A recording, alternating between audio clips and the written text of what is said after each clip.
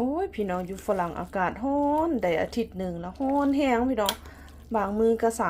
34-35 องศาบอนไม่ครัวอยู่นะตอนแรงก็บ่อยากเข้าได้ลูกก็บ่อยากบ่หิวนะอากาศมันร้อน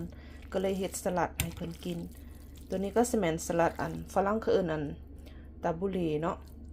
แซ่บเด้พี่น้องมีมักเล่นสดแล้วก็หอมหัวแดง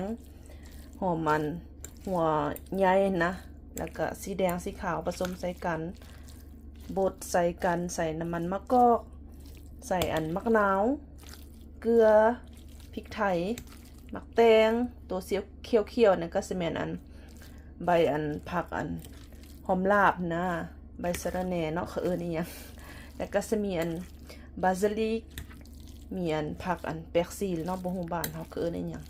มีแต่ผักสดๆพี่น้องเฮ็ดแบบนี้แล้วก็แช่ปลาไว้ในตู้เย็นนั่นได้อัน7-8 ชั่วโมงพุ่นแหละหรือว่าสิเฮ็ดไว้ข้ามคืนก็ได้